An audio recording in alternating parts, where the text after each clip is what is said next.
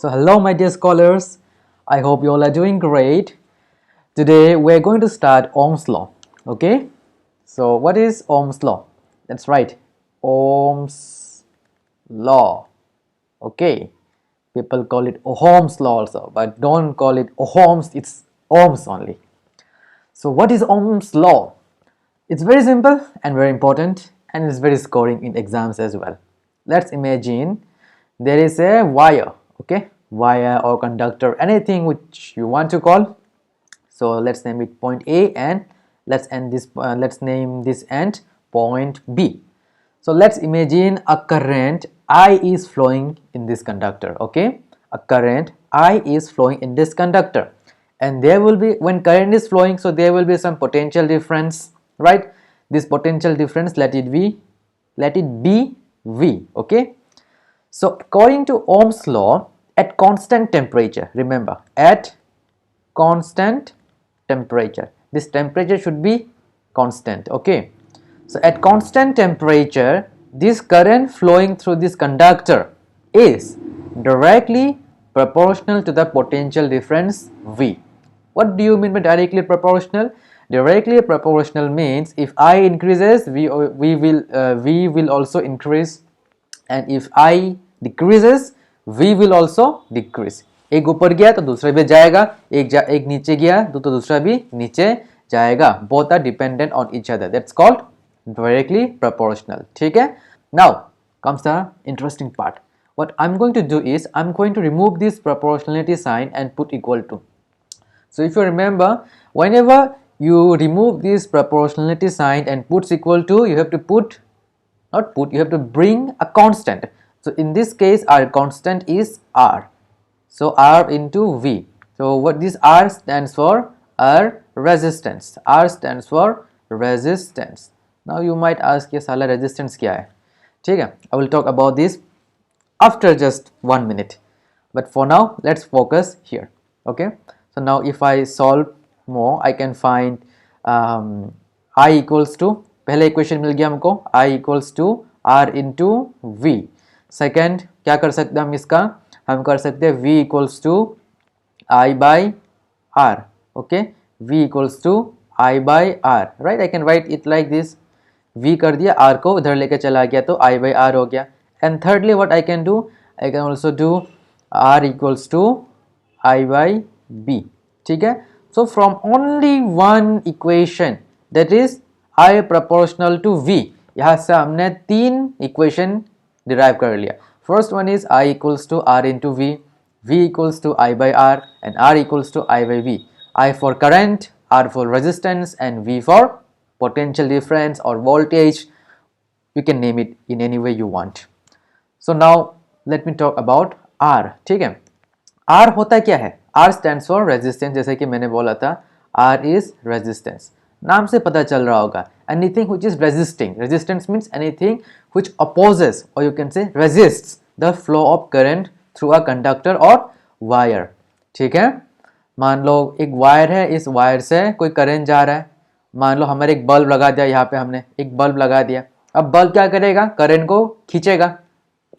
It will oppose the flow of current because जलने के लिए करंट ड्रॉ करना पड़ेगा बल्ब को. So bulb is a resistance in this case. So हमारे घर पे क्या होता है? फैन होता है, टीवी होता है, फ्रिज होता है. All these things are resistance. So anything that opposes the flow of current. So if you want to write the definition, you can write it as, it is the property of a conductor. ठीक है? Property of a conductor due to which it opposes the flow of current. Due to which it opposes the flow of current. Clear? इसको हम क्या कहेंगे? Resistance कहेंगे. इसका unit क्या होता है? इसका यूनिट है हमारा ओम. We denote ohm with a Greek alphabet like this. बनाना सीख लेना अच्छे से, ऐसे करके ऐसे, ठीक है? This is our unit of resistance. तो हमारा जो ओम्स लॉ था, जो जैसे कि हमने प्रीवियस स्लाइड में देखा था, तो इस ओम लॉ के मदद से हम करंट निकाल सकते हैं, पोटेंशियल डिफरेंस निकाल सकते हैं, एंड एक वायर में कितने रेजिस्टेंस हैं वो भी निकाल सकते हैं easily using our ohm's law. So this is very easy and very simple. The main thing which you have to remember in Ohm's law is only this, that at constant temperature the current flowing through a conductor is directly proportional to its potential difference V. अगर ये याद हो गया तो बाकी सब हमारा हो गया. डेफिनेशन में यही है, डेफिनेशन के लिए कुछ एक्स्ट्रा याद करने का जरूरत ही नहीं है. Just remember I proportional to V. So you can write it in words, that is at constant temperature the current flowing through a conductor is directly proportional to its potential difference. हो गया Ohm's law का definition. ठीक है. Now resistance भी clear हो गया होगा, होता है क्या resistance. Let's go to the next slide. And now there are some factors on which the resistance depends. ठीक है. First one is the length. First one is length. अगर हमने लेंथ को इंक्रीज कर दिया कंडक्टर का, ठीक है, हमारा कंडक्टर है A B of length L. ठीक है. अगर हमने लेंथ को इंक्रीज किया तो रेजिस्टेंस भी इंक्रीज हो जाएगा. It means what, R is directly proportional to L. Second one, area of cross section. Area of cross section मतलब क्या है इसका, मतलब कोई भी कंडक्टर है, मान लो इसको इफ आई ड्रॉ इट अभी बड़ा करके, ठीक है, this is what area of cross section. This area is known as area of cross section. मतलब कंडक्टर का विड्थ कितना है. So if the width increases, ठीक है, एरिया क्या होगा, रेजिस्टेंस हमारा, रेजिस्टेंस क्या हो जाएगा हमारा, कम हो जाएगा. That means what, it is inversely proportional. Okay. अब ऐसा हो क्यों रहा है. I have talked about 2 points here. One is अगर लेंथ को इंक्रीज कर दिया तो रेजिस्टेंस इंक्रीज होगा. सेकंड में क्या बोला था मैंने, if the area is increase then resistance will decrease. Let's talk see about the first one. ठीक है. मान लो हमारे पास एक रास्ता है, ठीक है, एक रास्ता है. रास्ते में मान लो हर 1 किलोमीटर के बाद एक स्पीड ब्रेकर आता है. ठीक है. If the road is of 100 kilometre we will get 10 speed breakers. In the same way if the road is of 200 kilometre we will get 20 speed breakers. मतलब जितना ज़्यादा लंबा रास्ता उतना ज़्यादा रेजिस्टेंस मिल रहा है, मतलब स्पीड ब्रेकर्स मिल रहा है. Same happens with the in case of our this conductor also. If we increase the length, जितना ज़्यादा लेंथ होगा उतना ज़्यादा बेचारे को रेजिस्टेंस मिलेगा. ठीक है. That's why L is directly proportional to resistance. Now what about the area? If we increase the area, resistance कम हो जाएगा. ऐसे क्यों होता है. मान लो सेम रास्ता है, अगर हमने रास्ते का विड्थ बढ़ा दिया, ठीक है, रास्ता बहुत चौड़ा रास्ता है, if the road is wide, क्या होगा, ट्रैफिक जैम जो होगा हमारा वो कम हो जाएगा ना. छोटा सा रास्ता होगा तो ट्रैफिक जैम बहुत ज़्यादा होगा. बट रास्ता बहुत ज़्यादा हो गया तो, मतलब बहुत ज़्यादा नहीं, बहुत बड़ा रास्ता हो गया, if the road is too big, too wide, then there will be less traffic jam. Right on, yes or no? Yes. वही चीज हो रहा है इधर भी. एरिया इंक्रीज हो गया तो क्या हो गया, हमारा जो रेजिस्टेंस मिला, मतलब जो ट्रैफिक जैम था वो कम हो गया, मतलब रेजिस्टेंस हमारा कम हो गया. That's why both are inversely proportional. Area increase हुआ तो रेजिस्टेंस कम हो गया, एरिया डिक्रीज होगा तो रेजिस्टेंस वापस ऑटोमेटिकली इंक्रीज हो जाएगा. रास्ता छोटा होगा तो ऑटोमेटिकली ट्रैफिक जैम बढ़ जाएगा. ये हो गया 2 points. There are more 2 points on which the resistance depends. Third one is the nature of conductor. Nature of conductor जो हम यूज़ कर रहे हैं, ठीक है. किसी किसी कंडक्टर का ज़्यादा रेजिस्टेंस होता है, किसी का कम होता है. फॉर एग्जाम्पल गोल्ड का जो रेजिस्टेंस होता है बहुत ही कम होता है, ठीक है. On the other hand silver, comparatively the resistance of silver is more than gold. The fourth point is temperature. It's very simple. अगर हम टेम्परेचर को इंक्रीज कर देंगे तो रेजिस्टेंस भी क्या हो जाएगा, इंक्रीज हो जाएगा. Clear. Now listen very carefully. From the previous slide we have learned that R proportional to L. Let's name it equation 1, नामकरण कर दिया. ऑल्सो हमको पता चला are is proportional to 1/a.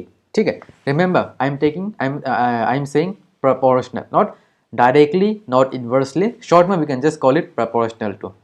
अगर लंबा खींचा करके बोलना है तो हम बोल सकते हैं it is inversely proportional to 1/a. It is directly proportional. So I am not saying that directly है, इन्वर्सली है, I am just saying proportional to 1/a. ठीक है. इक्वेशन नंबर 2 हो गया. So from equation 1 and 2 I can just write R proportional to L into 1/a. हम इसको ऐसे लिख सकते हैं. ठीक है. रिमेंबर क्योंकि दोनों ही प्रोपोर्शनल, दो दो बार लिख के क्या फ़ायदा, एक ही बार में लिख दिया मैंने. Now what I'm going to do is I'm going to remove this proportionality sign and put equal to. अब equal to लगाऊंगा तो कोई constant वापस लगाना पड़ेगा. So in this case our constant is this rho. Greek alphabet है, वापस रो बोलते हैं इसको, ठीक है, कुछ p के जैसा गोल सा साइन है. So rho into L by A. Clear? Let's write it here. So we get R equals to rho L by A. ठीक है, इम्प्लाइज अगर हम ऐसे रो निकालेंगे तो क्या होगा, रो इक्वल्स टू, देखो आर ए उधर चला जाएगा तो मल्टीप्लाई हो जाएगा, आर इंटू ए हो जाएगा, ठीक है, और जो एल है वो क्या हो जाएगा, नीचे आ जाएगा, ठीक है, एल क्या हो जाएगा, नीचे आ जाएगा, बिकॉज ये एल यहाँ पे है. समझ में नहीं आ रहा तो लंबा करके कर देते हैं वापस इसको, वही तो गेट कन्फ्यूज है ना, आराम से करते हैं, we have plenty of time. So इसको हम क्या करेंगे, उल्टा करने का वापस, rho L by A equals to R, simple में लिखा है मैंने, बस ज़्यादा कुछ एक्स्ट्रा नहीं किया है. So here rho equals to क्या हो जाएगा, आर इंटू ए हो जाएगा, ए ऊपर चला गया एंड एल नीचे आ जाएगा, सो आर ए बाई एल. सो हम निकाल सकते हैं जिस रजिस्टिविटी का जो रो है इसका वैल्यू निकाल सकते हैं, ठीक है.